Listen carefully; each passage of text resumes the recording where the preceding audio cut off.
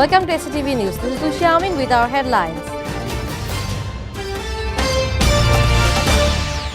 Resolve differences through dialogue. Tariq Rahman urges political parties once against deep division. Appeal hearings on nominations started today. Nomination of Dhaka 9 candidate Tasnim Zara valid. And banking sector remains most fragile area of Bangladesh's economy, says CPD.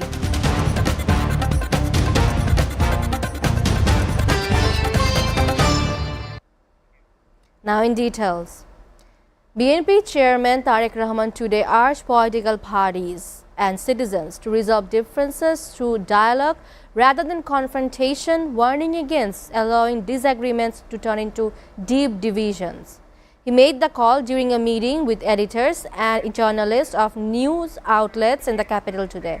He also said Bangladesh must not return to the period before the student-led mass uprising that toppled the Awami League government. The democratic process and accountability must continue, he added. Outlining broad policy priorities, the BNP leader identified education, healthcare, women's rights, workplace conditions and constitutional and legal reforms as areas requiring urgent attention. Besides, he highlighted problems in essential public services, including healthcare and water supply, saying his party would work to address long-standing shortcomings in those sectors. Tariq Rahman further asked the media to play a strong watchdog role, encouraging critical reporting while cautioning against criticism for its own sake.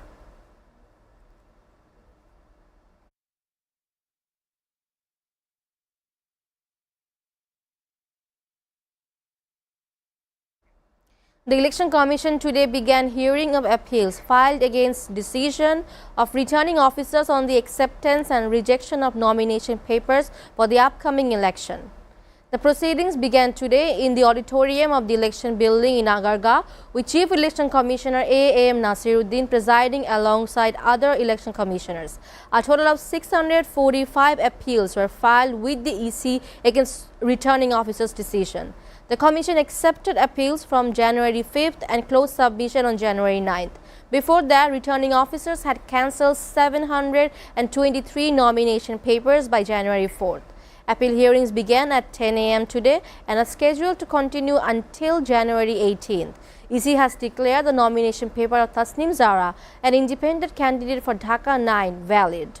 Meanwhile, EC has suspended the election in Pabna 1 and Pabna 2 constituency until further directives from the court.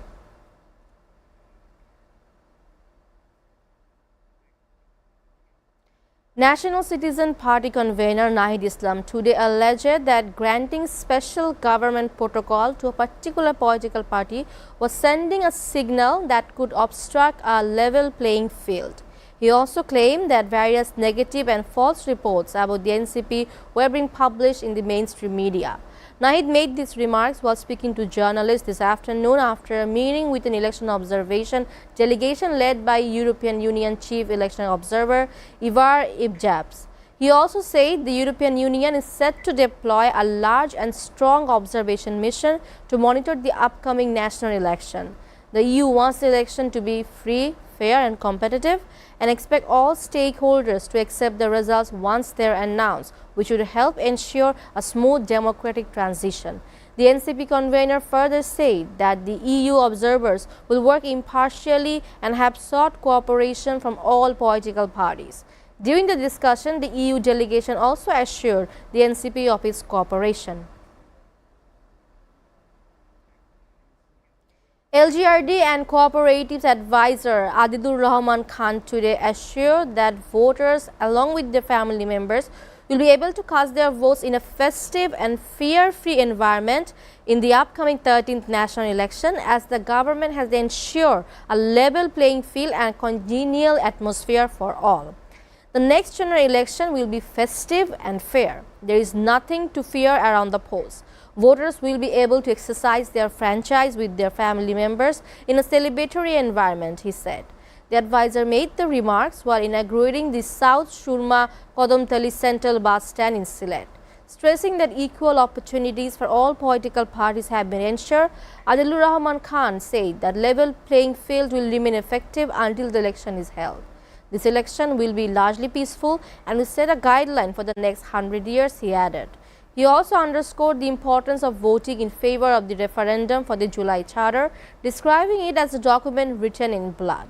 The democratic process will be further strengthened through the election of representatives from different political parties, he said.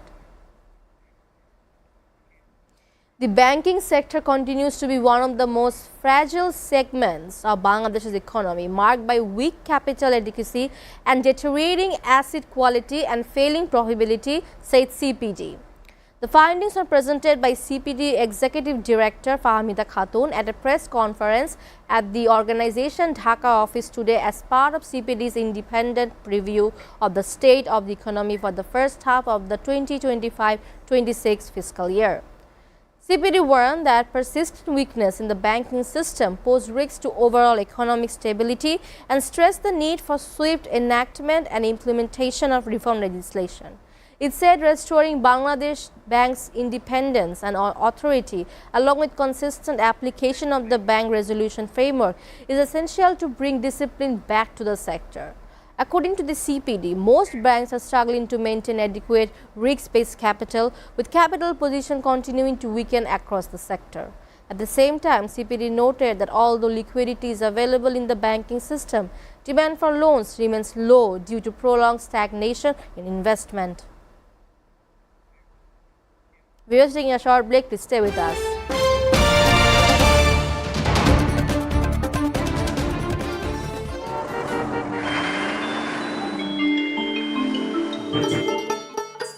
সারা দেশে লাখো মানুষের কঠোর কর্মতৎপরতা ও নিষ্ঠায় SA পরিবহন parcel and courier service এখন 16 কোটি মানুষের হাতের নাগালে।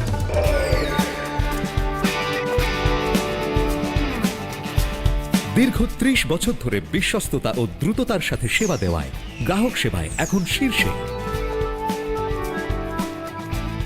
বাংলাদেশে গ্রাহক সেবার সাফল্যের পর এসএ পরিবহন পার্সেল অ্যান্ড কুরিয়ার সার্ভিস এখন বিশ্ব বাণিজ্য কেন্দ্র সিঙ্গাপুরে।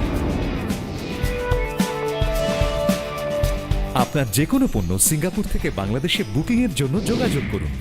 এসএ পরিবহন private limited, logistics parcel and courier service, 22 Roberts Lane, Singapore 218302. Phone 0065 629 24900.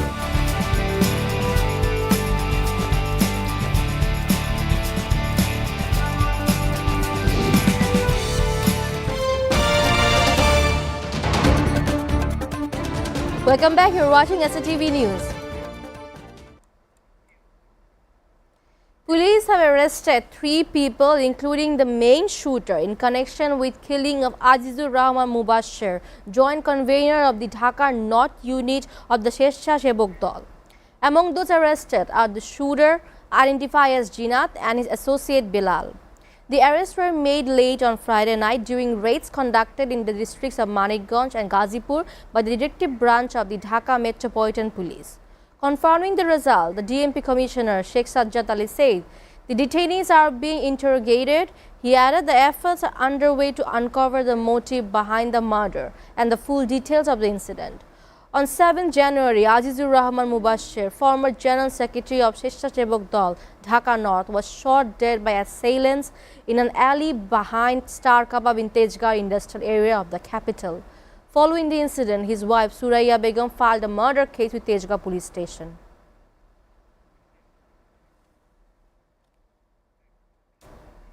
Now news from abroad.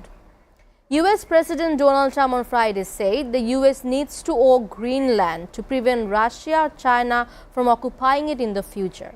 He made the comment while speaking to reporters at the White House. A US military seizure of main Greenland from a long-time ally Denmark would send shockwaves through the NATO alliance and deepen the divide between Trump and European leaders. At the same time, Donald Trump dismissed suggestions that Washington could launch a dramatic operation against Russian President Vladimir Putin, similar to the raid that captured Venezuelan leader Nicolas Maduro, saying such a move was not necessary, even as he voiced deep frustration over the ongoing Ukraine conflict. Trump also argued that Putin does not fear European leadership but is intimidated by US power under his administration.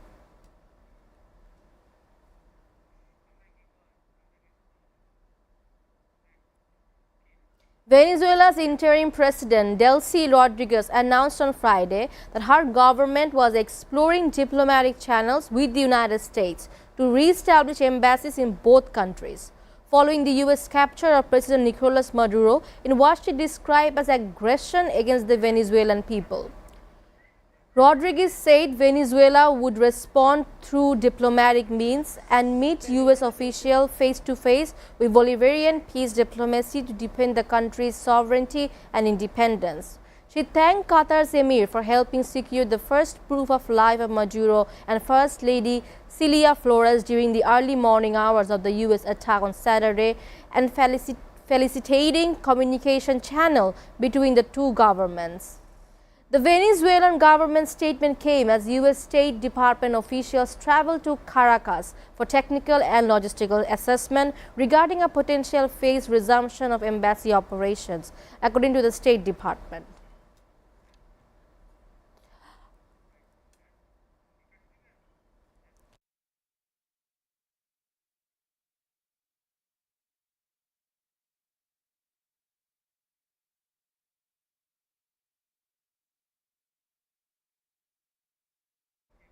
Meanwhile, the head of the largest dissident branch of the former Revolutionary Armed Forces of Colombia guerrilla group called on the other rebel groups to come together to fight U.S. interventionism in the region in a video message published by the group on Thursday, confirmed by the group as authentic on Friday.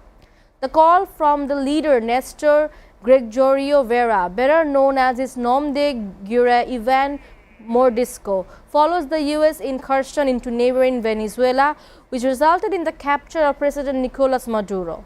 The shadow of the interventionist eagle looms over everyone equally. We urge you to put aside these differences, Vera said in a video.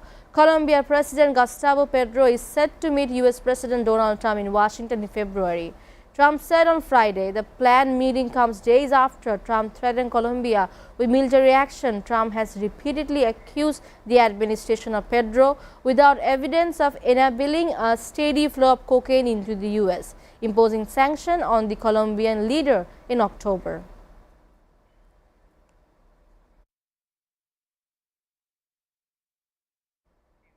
Minneapolis residents on Friday staged a noise demonstration outside hotels, housing immigration and custom enforcement agents as tension rise over the fatal shooting of a woman by an ICE agent on Wednesday. Protesters were seen holding signs chanting "No justice, no peace" and hitting pans and playing instruments. The White House on Friday reposted on social media a video taken from the cell phone of the U.S. immigration officer who fatally shot a Minnesota woman in her car this week, adding to a documentation of an incident that has sparked days of nationwide protest. Minnesota authorities on Friday said they were opening their own criminal investigation after some state law enforcement officials said the FBI was refusing to cooperate with state investigators. Iran's Foreign Minister Abbas Araghchi said on Friday the government was engaging with different social groups to address problems as protests sparked by growing economic hardships persist, while accusing the United States and Israel of interfering in unrest and seeking to turn peaceful protests into violence. The government is trying to engage with different classes and various sectors to resolve the problems.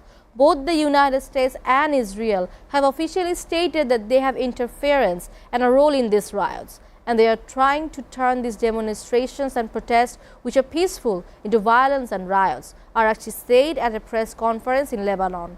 Iran was largely cut off from the outside world on Friday after authorities backed out the internet to curb growing unrest as video showed buildings and vehicles ablaze in anti-government protests, ranging through the streets of several cities. Meanwhile, exiled son of Iran's toppled Shah, Reza Pahlavi, on Saturday called on Iranians to seize city centers and hold them, urging workers and employees in key sectors of the economy to begin a nationwide strike.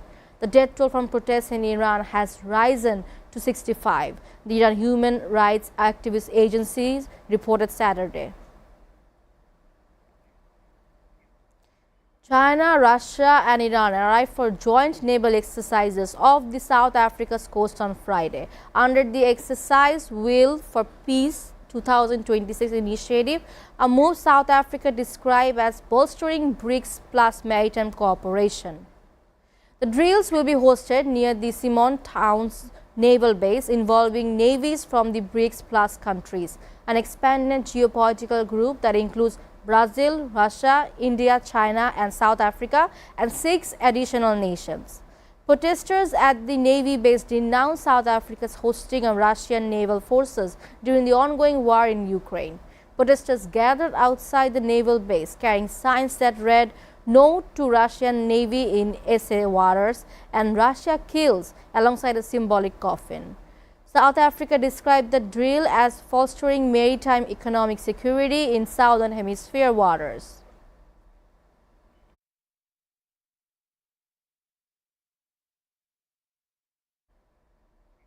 Ukrainian President Volodymyr Zelensky said on Friday that Russia's Orsnik missile strike late on Thursday was demonstratively close to Ukraine's border with the European Union.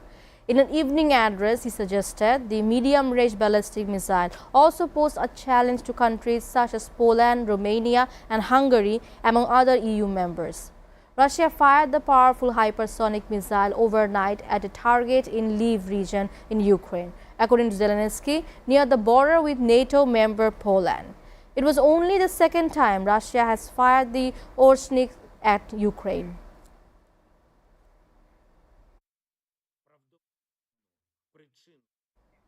Britain will begin manufacturing thousands of interceptor drones each month for Ukraine, starting in January. Defense Secretary John Haley said on Thursday as Russia launched an overnight air attack on Kyiv. Haley spoke in the Ukrainian capital after visiting a damaged apartment block, saying the new production would help protect civilians from intensifying Russian air attacks.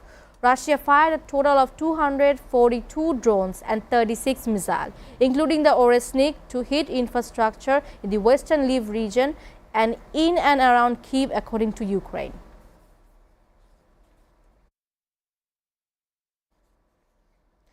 South Korea's defense ministry said on Saturday it did not possess the unmanned aircraft North Korea said were from the south, and added it had no intention of provoking its neighbor. Kim Hong-cheo, Deputy Minister for National Defense Policy, made the comment in response to North Korea's claim. Kim added that Seoul would continue efforts aimed at lowering tensions and building trust on the Korean peninsula. South Korea has no intention to provoke or incite North Korea, and the country will continue to pursue concrete measures and sustain efforts to ease tension and build trust between the two Koreas, he said. North Korea's state media said on Saturday that South Korea flew another drone into its airspace on January 4th, infringing on its sovereignty, reporting the drone originated from an island in Incheon and flew about 8 kilometers before being shot down, and it carried surveillance cameras that recorded major facilities.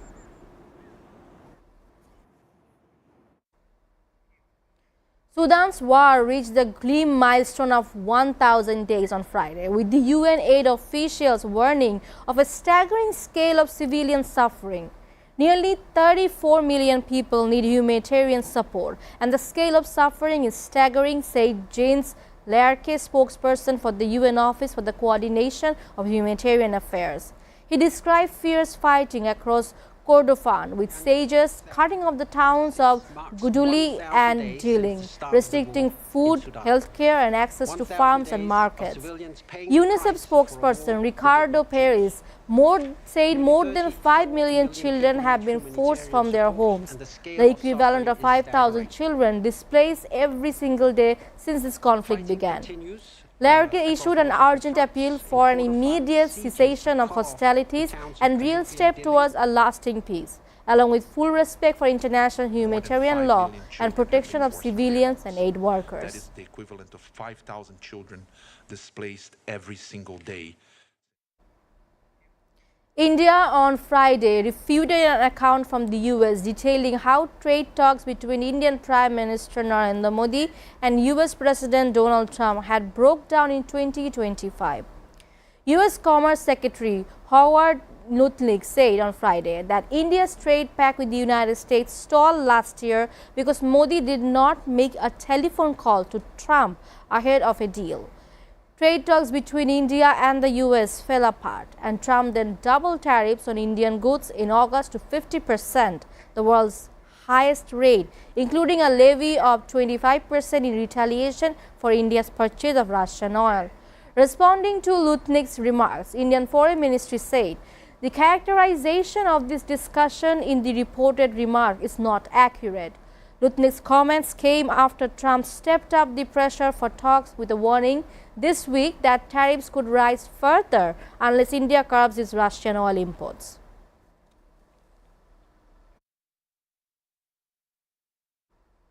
Before ending, we'll go to the headlines again. Resolve differences through dialogue, Tariq Rahman urges political parties once against deep division. Appeal hearings on nominations started today. Nomination of Dhaka 9 candidate Tasnim Zara valid.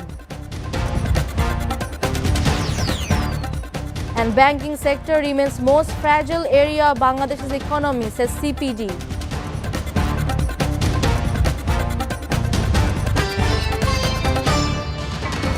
You're updated with the top stories so far here on SATV, and to know the latest news, visit www.satv.tv. Stay with SATV.